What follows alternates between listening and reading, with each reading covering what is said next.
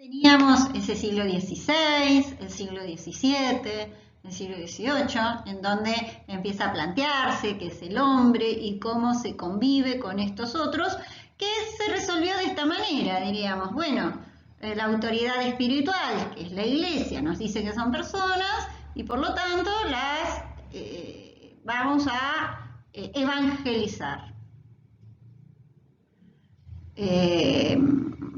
Porque serían inferiores. Y acá aparece esta tendencia evolucionista de la que hemos hablado cuando hablábamos del darwinismo social y de este siglo XIX, ¿no? En donde se habla de que hay una continuidad. Entonces, en esa continuidad, la idea del tiempo en el siglo XIX va a ser una idea de tiempo lineal, ¿no? Es una línea que va en ascenso, y se busca hacer un conocimiento positivo, un conocimiento de los hechos como si los hechos existieran. Ligado a ese evolucionismo, es que aparece esta idea de que hay una sola posibilidad de ser. Entonces, hay una, podríamos decir, homogeneización de la cultura. Hay una única cultura, una única forma de ser, una única forma de aprender, una única forma de pensar, que es la forma de ser, de pensar de los dominantes, en este caso de los conquistadores, que se impone por sobre el resto. ¿Por qué? Porque se considera desde esa visión evolucionista que esos son inferiores, que no llegaron a ese nivel de desarrollo, ¿no? Y que hay una linealidad, ¿no? De eso hemos hablado un poco cuando decíamos que todavía hay, se instala ese darwinismo social y se instala hasta la actualidad.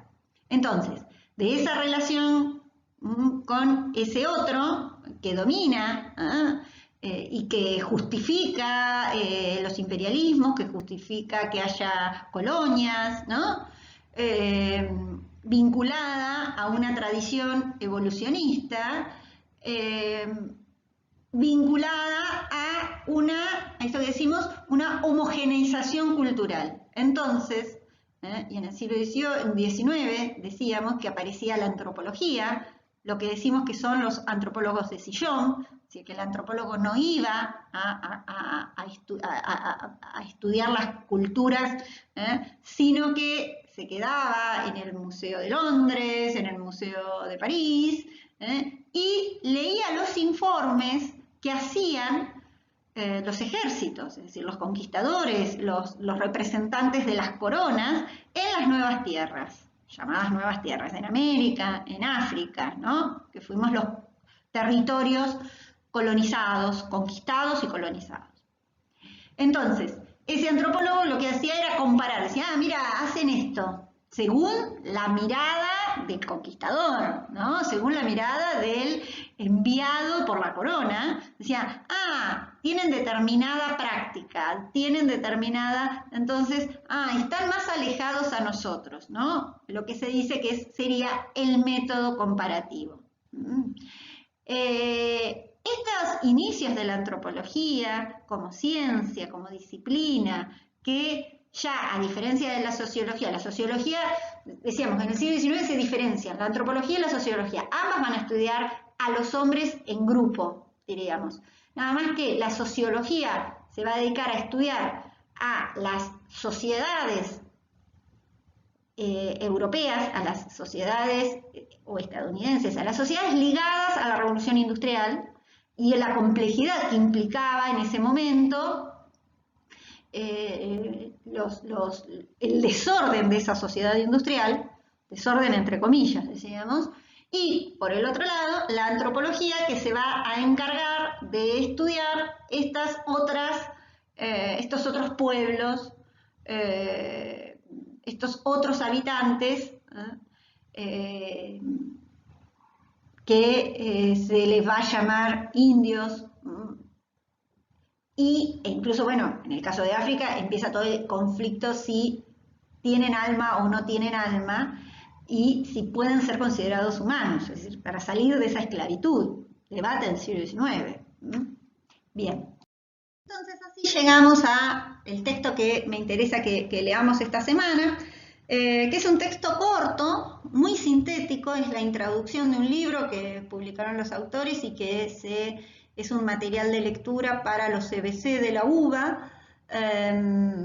Todos son antropólogos argentinos y me parecía interesante porque este tema del que venimos hablando tendría un sustento teórico vinculado a lo que consideran el tema de la antropología, que es el tema del otro cultural, ¿no? Habíamos dicho que esta antropología que surgía para estudiar a los pueblos que en su momento, el pecado original, eran los pueblos conquistados, los pueblos colonizados, ¿no?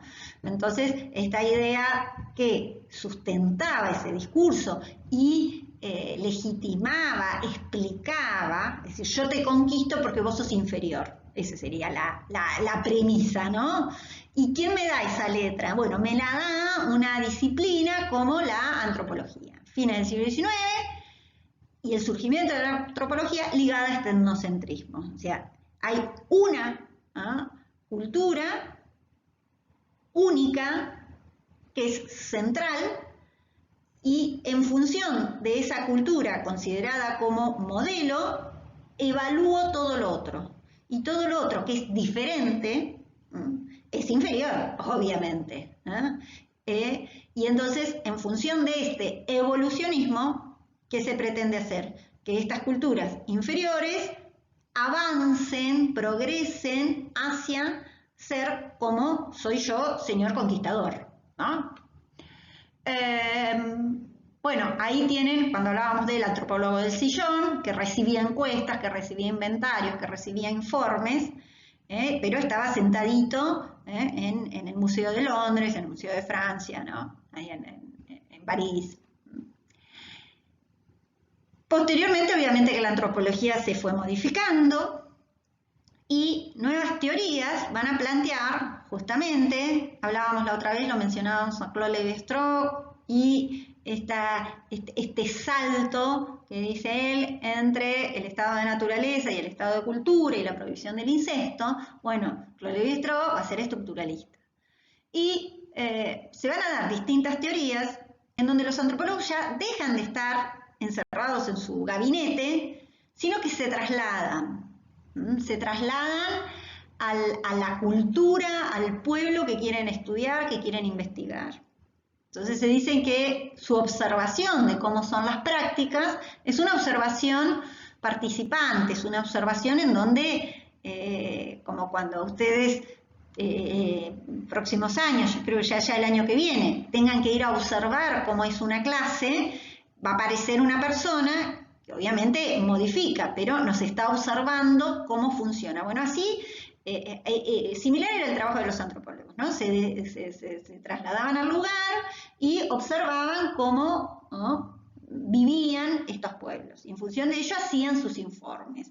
Era un método inductivo, ¿no? Inducían. Y observan y plantean que existe lo que se llama diversidad cultural, o sea, reconocen que estos otros tienen otra cultura, que es distinta, que es diversa, pero se les reconoce que tienen cultura. Eso se les llama relativismo cultural. Relativismo cultural es un tanto romántico, ¿por qué? Porque es creer que todos convivimos pacíficamente, que somos diversos, ¿no?, y que hay una convivencia pacífica, ¿no? Fin de la Segunda Guerra Mundial y vinculado también a las últimas luchas por la independencia de ciertas colonias africanas,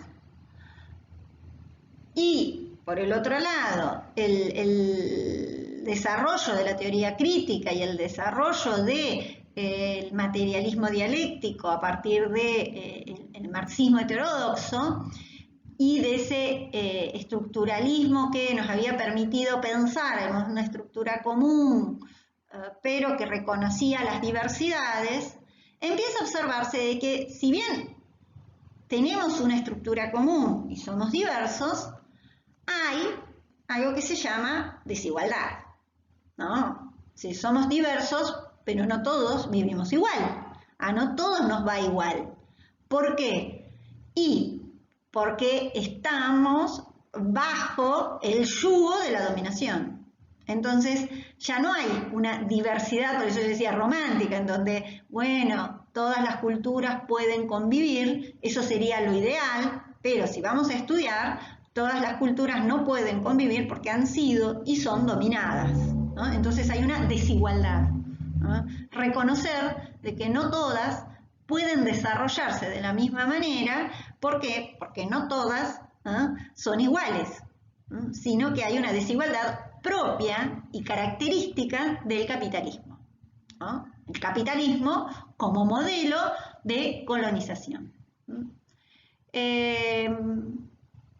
Bueno, ya desde la Segunda Guerra Mundial ya se habla de los distintos etnocidios, ¿no? Es decir, las matanzas, la mal denominada campaña al desierto, la conquista del desierto que hizo Roca para instalar acá el Estado-Nación, fue un genocidio. Bueno, se empieza a hablar de ello, ¿no? De los genocidios que llevaron a cabo los conquistadores. Entonces, no hay una diversidad, no podemos ir a estudiar a otros pueblos con el romanticismo, con la visión de que somos todos tenemos una base, pero somos reconocer esa diversidad. Reconocemos la diversidad, pero es una diversidad que cuesta mucho comprender porque el que va a estudiar con la mirada del colonizador, del conquistador, a pueblos que fueron conquistados, que fueron subyugados, ¿no? Entonces, en ese sentido, hay un cambio con respecto a los análisis a nivel de la antropología social, la antropología cultural.